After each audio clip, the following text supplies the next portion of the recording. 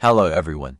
Another call came in. The owner was watching TV when she heard a crash in the kitchen. The door of the wall cabinet was lying on the floor. This video has been translated into English. If the translation is bad, please let me know. Loose hinges are often caused by loose mounting screws.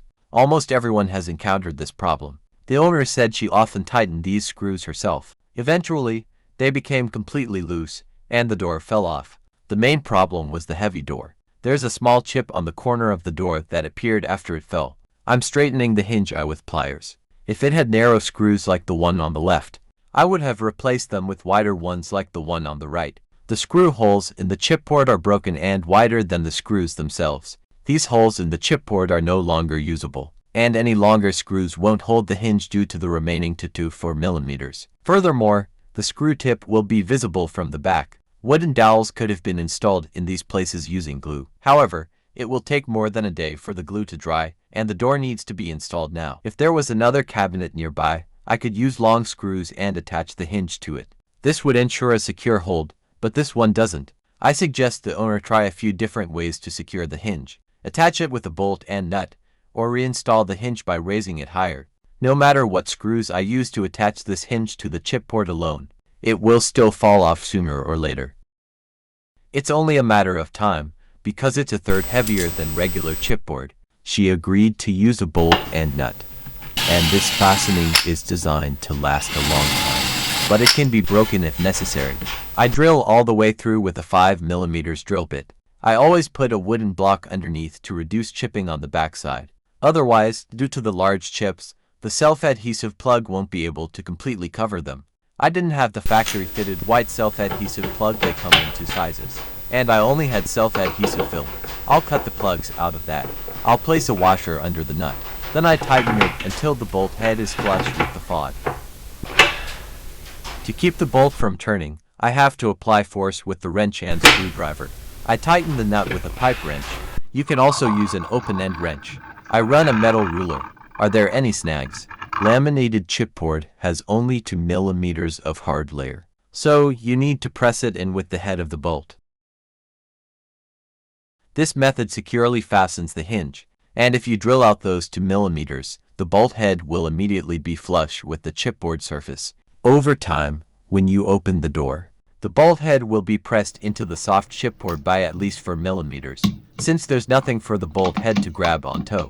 I'll show you where laminated chipboard has a strong structure and where it doesn't. I made a red mark on the tip of the awl and tried to push it in, but not too hard. This is what happened. The awl goes in easily where I drilled 2 millimeters of the hard surface. The problem will be pressing the bolt head itself into the 2 millimeters hard layer.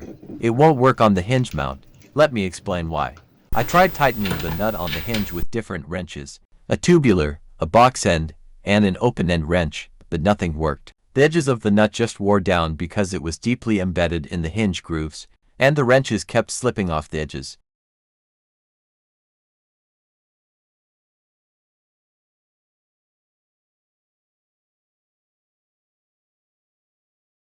This method is used to countersink the bolt head. I couldn't push it all the way into the chipboard. When everything is ready and it's time to install the hinges, I tighten the nuts, but not all the way.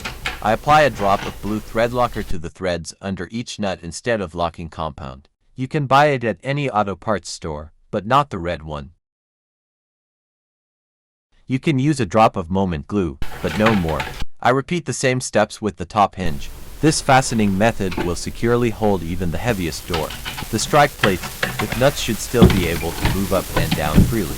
I insert the hinges into the strike plate. I close the door and assess its position relative to the other left door.